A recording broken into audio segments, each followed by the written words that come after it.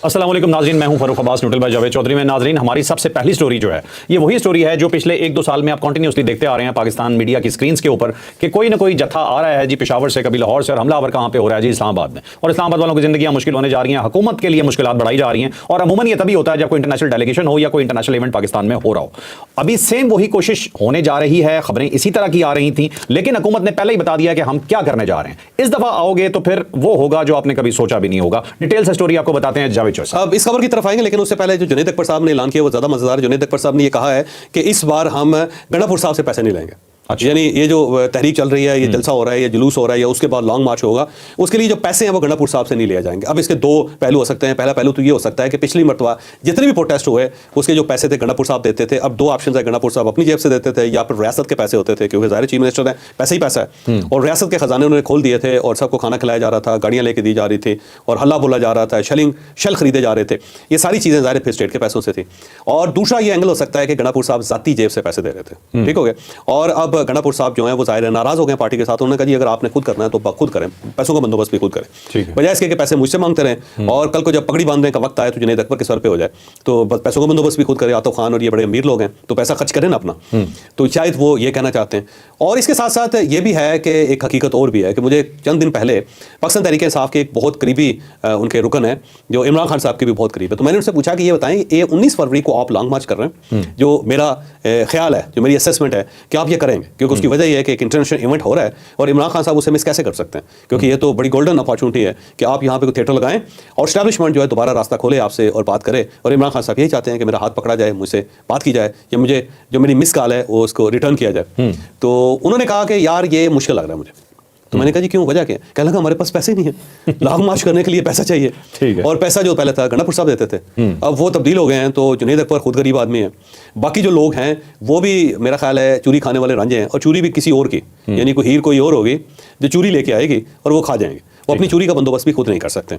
तो उन्होंने कहा जी कि हमारे पास पैसा ही नहीं है तो लॉन्ग मार्च हमने कैसे करना है। तो ये एक नई चीज़ थी। तो मेरा नहीं ख्याल कि इमरान खान साहब इतनी गोल्डन अपॉर्चुनिटी ज़ाया करेंगे। मुझे लगता है कि 8 फरवरी को पीटीआई अनाउंसमेंट करेगी, और जब अनाउंसमेंट करेगी तो उसके बाद फिर इमरान खान साहब गंडापुर को बुलाएंगे और बुला के कहेंगे जनाब ये फाइनेंस तो आपने करना, और अगर आप फाइनेंस नहीं कर सकते तो फिर ये सीट खाली करें, ताकि यहाँ पे किसी और ऐसे बंदे को बिठाया जाए जो पार्टी को पैसे भी दे सके, जो फंडिंग का बंदोबस्त भी कर सके, जो एहतजाज भी करवा सके।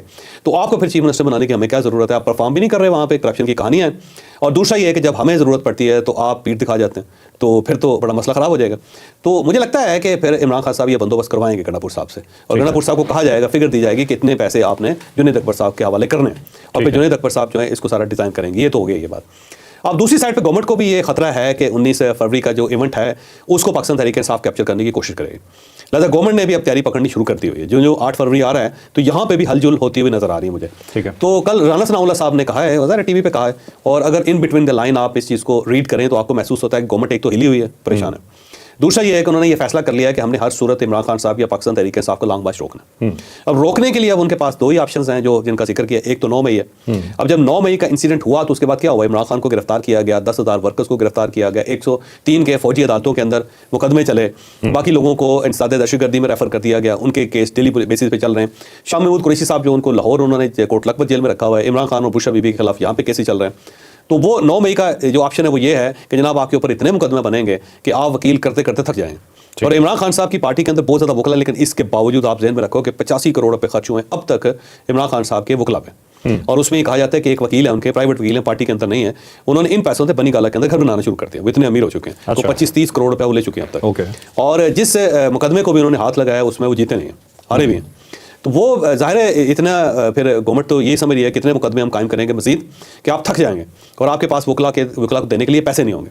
और ये वाकई केसेस इतने खौफनाक होते हैं, और जो आपका प्रोफाइल बड़ा हो तो आपको वकील भी बड़ा करना पड़ता है। इवन जब 2016 और 17 में मियां नवाज शरीफ के खिलाफ केसेस बने थे तो एक बार मियां नवाज शरीफ साहब खुद ये कहने पर मजबूर हो गए थे कि मेरे पास वकला को देने के लिए पैसे नहीं बचे, और मैं पैसे दे दे के थके उनको, और वो बाकायदा तड़प पड़े थे। जबकि इतने अमीर आदमी जो है मियां नवाज शरीफ, उनको भी लग पता गया था कि कितने पैसे खर्च होते हैं। ठीक है।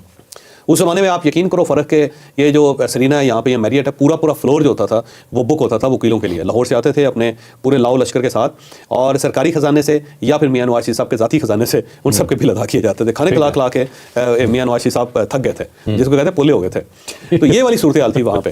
तो अब एक तो ये है कि गवर्नमेंट उनको ये बता रही है कि भाई साहब नए मुकदमे बन रहे हैं और आप कोई 1 करोड़ रुपए का और बंदोबस्त कर लें। और दूसरा ये है कि जो 26 नवंबर को यहाँ पे जो लितरपोला हुआ था या यहाँ पे जो डंडे चले थे, गवर्नमेंट उनको बता रही है कि ये आप जहन में रखें कि डंडा चलेगा और डंडा टका के चलेगा, और ये आप भूल जाएं कि आप कोई यहाँ पे फशार फैलाना चाहें लाहौर के अंदर या कोई मार्च लेके आएँ या अपने वर्कर्स को सड़कों पे निकालें कि देखें जी ये हमें हमारा जमहूरी हक इस्तेमाल करने नहीं दे रहे, और फिर गवर्नमेंट खामोश रहे, तो ये नहीं होगा। तो मेरा ख्याल राना सनाउल्लाह साहब ने सब कुछ बता दिया कि भाई साहब अपनी तैयारी मुकम्मल करना। ठीक है, तैयारी मुकम्मल कर लें। आओगे तो उन्होंने कहा जी 9 मई और 26 नवंबर से सबक नहीं सीखा तो 8 फरवरी को या उसे आगे आगे देख लो तो आपको पता चल जाएगा। मेरा आसान है 8 फरवरी का इंतजार कर लो। 9 मई के बाद 26 और उसके बाद 8 फरवरी जुड़ने लगा अंदर। ठीक है। अच्छा चौधरी साहब, इसमें उन्होंने एक और बात भी की, उन्होंने कहा कि 10 दिन बाद मुज़ाकरात करते, 10 दिन भी गुजर जाए, मुज़ाकरात के लिए गवर्नमेंट मुज़ाकरात के लिए दरवाजे खोल के बैठी हो, कहती है आज कर लें, कल कर लें, परसों कर लें, 2029 तक कर लें।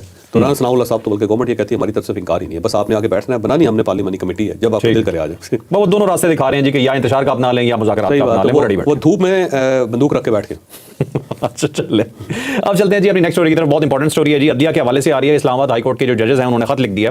खत बहुत अहम था और उन्होंने अपनी कुछ रिजर्वेशंस का इजहार किया। रिजर्वेशंस क्या हैं ये भी बताएंगे, और इसके अलावा ये खत किस किस को गया है ये भी बताते हैं, और इसका नतीजा क्या होने जा रहा है। ये बहुत बड़ी एक तब्दीली आने वाली है आइंदा कुछ दिनों के अंदर। आया ये तब्दीली हुकूमत वाली साइड पे आती है, आया ये तब्दीली जजेस वाली साइड पे आती है? डिटेल से स्टोरी आपको बता। अब इस्लामाबाद हाई कोर्ट जो उसके अंदर 13 जजेस की सीटें खाली हैं, ज़ाहिर 13 सीटें हैं वहाँ पे। उससे पहले 8 जजेस थे और ज़ाहिर 8 जजेस कम थे और केसेस ज़्यादा थे, तो 8 जजेस के ऊपर लोड बहुत ज़्यादा था, लेकिन गवर्नमेंट उनको जजेस नहीं दे रही थी। जजेस कहा भी जाता था कि दे दें, और chief justice of Islamabad high court भी कह रहे थे कि खुदा खौफी करें, हमारे जज पूरे कर दें, लेकिन गवर्नमेंट जो चुप करके बैठी हुई थी।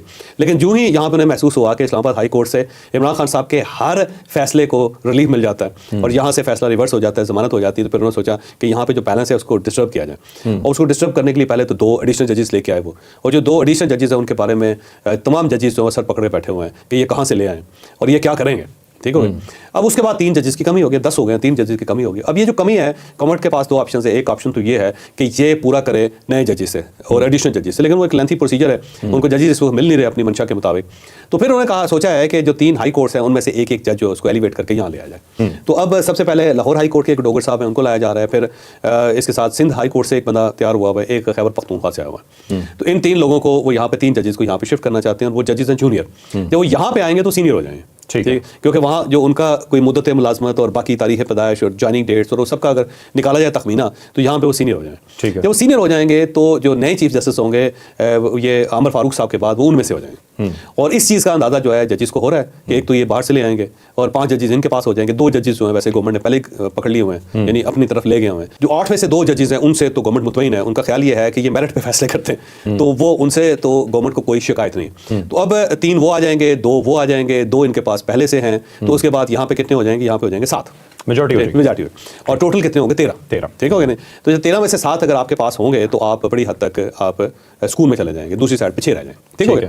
तो अब गवर्नमेंट जो ये कर रही है और जजेस को महसूस हो रहा है, लिहाजा उन्होंने खत लिखती है और उस खत में उन्होंने सदर साहब को भी सीसी किया है और चीफ जस्टिस ऑफ पाकिस्तान को भी कहा है कि जनाब आइन इस चीज़ की इजाज़त नहीं देता। पाकिस्तान की हिस्ट्री में कभी ऐसा नहीं हुआ कि दूसरी हाई कोर्ट से एक हाई कोर्ट के अंदर जज को भेजा जाए, ये मुमकिन नहीं है। तो एक तो ये है कि आपने ये नहीं करना क्योंकि हम इसे बर्दाश्त करने के लिए तैयार नहीं। दूसरा उन्होंने कहा जी चीफ जस्टिस जो है ना बाहर से नहीं होगा, हम 3 सीनियर लोग हैं, इनमें से किसी एक को आप चीफ जस्टिस बना दें। और उन्हें शक है जो बाहर से ला रहे हैं चीफ जस्टिस बनाने के लिए ला रहे हैं उनको, तो वो उन्होंने कर दिया। अब उन्होंने बड़े सॉफ्ट अंदाज से कहा है, लेकिन अगर इन बिटवीन द लाइन अगर आप गौर से देखें तो बैनुसदूर एक सीधी एक धमकी है कि अगर आप ये करेंगे तो फिर हम खामोश नहीं बैठेंगे। अब देखो जजेस क्या कर सकते हैं, अब ये तजिया है, कोई इंफॉर्मेशन नहीं है।